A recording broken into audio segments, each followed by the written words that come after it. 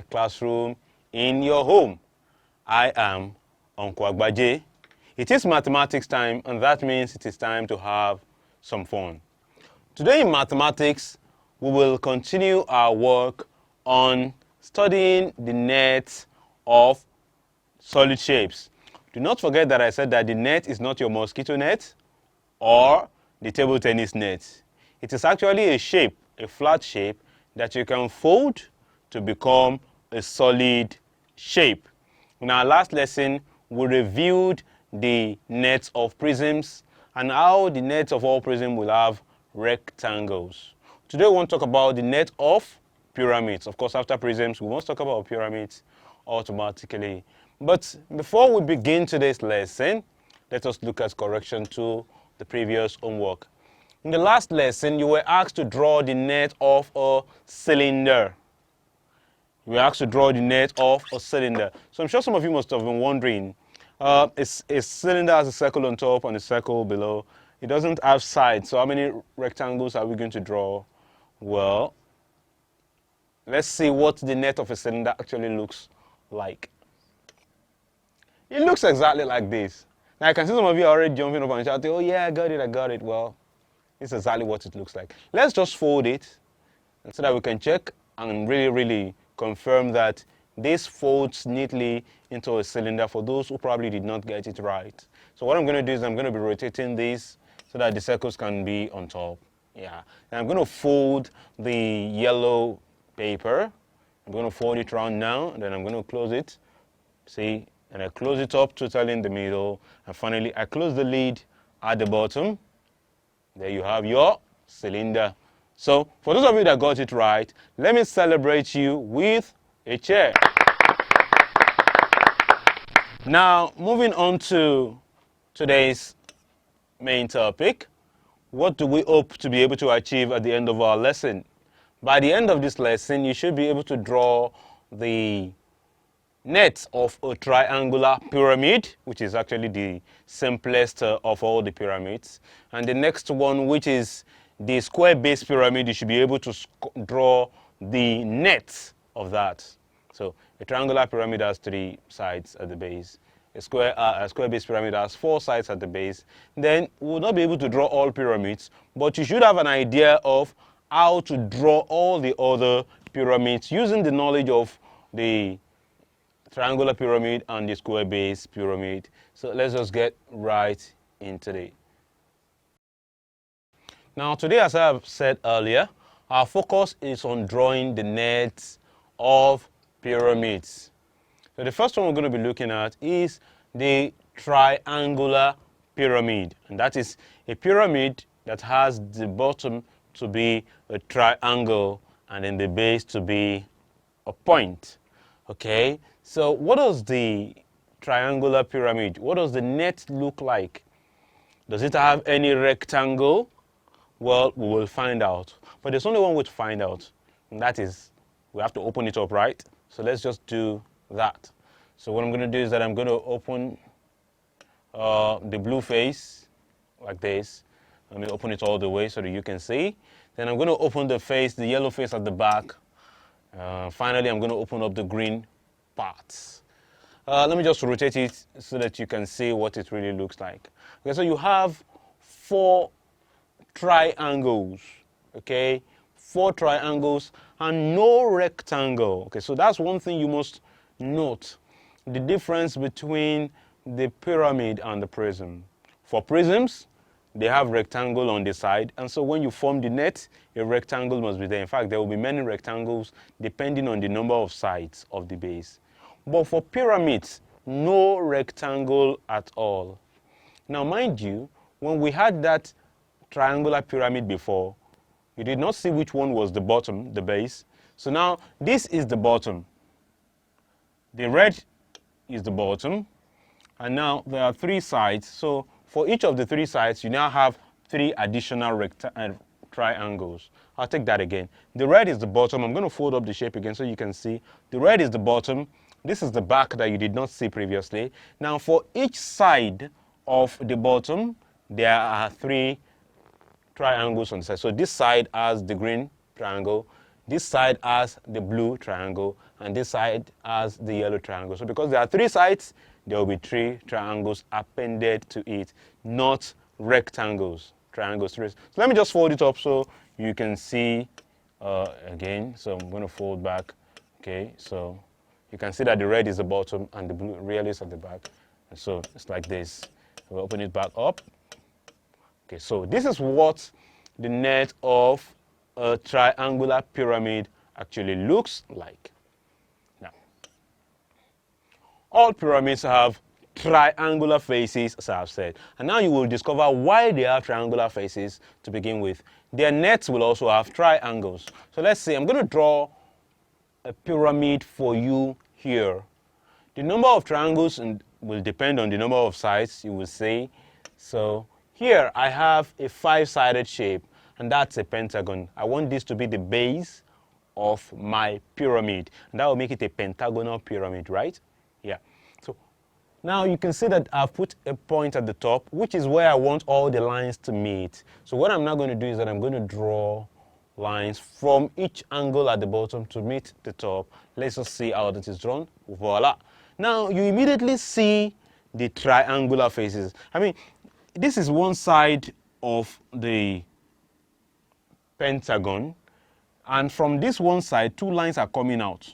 2 lines are coming out, but when they meet at the top, they will meet at one point. 2 angles at the bottom, 1 angle at the top, automatically you have a triangle. If I compare these 2 sides as well, you will see that 2 at the bottom, 1 at the top. They all have 2 at the bottom and they all meet at one point on top. So you will always have a triangle in a pyramid, or the net of a pyramid. Okay, so the number of sides will now determine the number of triangle. For instance, this one has 5 sides. Let's open it up and see whether we have 5 triangles at the end of the day. So I'm opening it up. You can see the triangles opening up nicely. Now finally I've fully opened it up. Now you can see it has 5 triangular faces. Let me label them for you.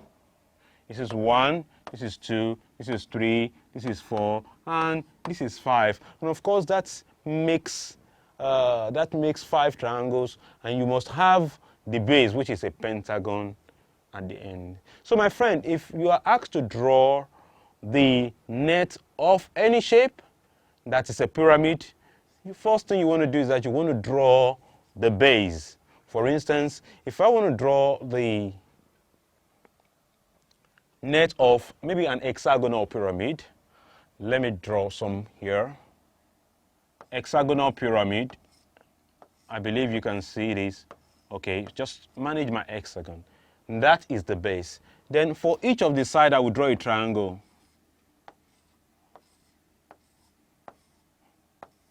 Because they must have triangular sides. Now it's looking like a star, right? But this is actually the base of this pyramid that has 6 sides. So I'll take it again. Draw the base, and for each of the sides, put a triangle. It will fold up nicely into a pyramid for you. Practice with some of this during your leisure. Now I've got one for you to do right now. You're going to draw, this is a square-based pyramid, okay? Now think, how many triangular faces is it going to have? It's a square-based pyramid. You answer that question by yourself, okay? I want you to now make a sketch of, okay, if you cannot see the red, you should be able to see the white, okay?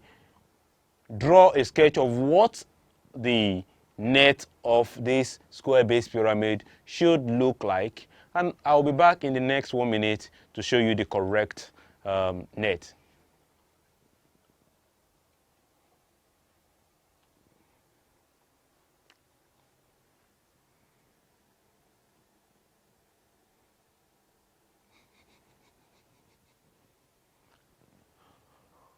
Alrighty then.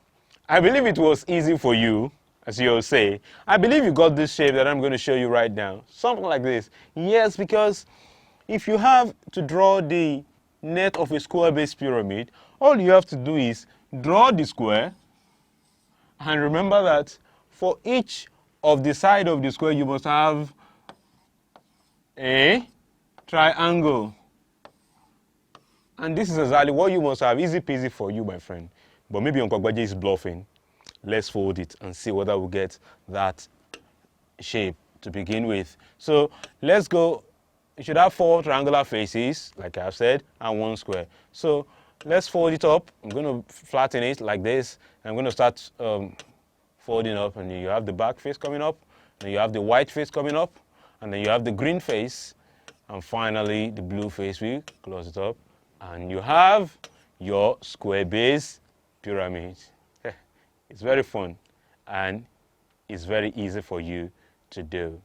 Now for your homework, something to test your knowledge during your leisure time, you are to draw the net of a cone.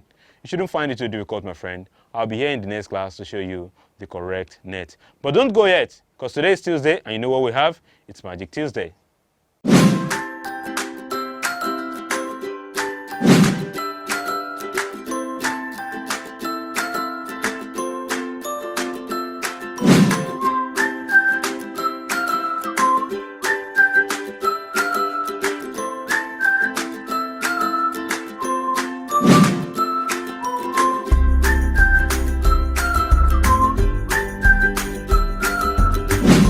Hello children, you're welcome to the Magic Tuesday segment of the program where I show you tips and tricks on how to solve mathematics problem very easily. In the Magic Tuesday segment, we have learned a lot of things. We've learned how to multiply numbers by 11. We've learned how to multiply even numbers and odd numbers by 5. We've learned how to multiply numbers that end with 0. We've learned the Japanese method of multiplication. We have learned the Chinese method of multiplication. Okay, so one of these days, maybe I'm just going to test you on how well you have followed me so far. Today, I have something new for you. We're going to be learning how to divide numbers. I mean, we focus a lot on multiplication. Perhaps it's high time we moved on to something a little bit different. So we'll learn how to divide numbers by 5 very, very easily. And I say, instead of dividing numbers by 5, since we are used to multiplication, why don't we just multiply it instead? And you ask me, if we do that, will we get the same answer? Just follow me and I'll show you how it's done. Imagine that we have to divide 425 by 5. Now, Uncle Abaja says, rather than divide by 5, just multiply by 2, like this. 425 divided by 5, we don't know the answer, so you bring that 425 down and multiply it by 2. Now, it's easy to multiply by 2 anyway. 2 times 5 is 10, carry 1. 2 times 2 is 4 plus 1, that's 5. Then 2 times 4 is 8. You get 850. The question you want to ask yourself is that the answer? Well, you know that's not the answer. As is our usual practice, we have to move that up. So 850 goes up. So what do we add to it? Well, we don't really add a number to it. What we do is that we separate 1 digit and put a decimal point. Our final answer, my friend, is 85.0, or simply 85. So when you divide 425 by 5, you get 85 easily. Let's take a look at another example.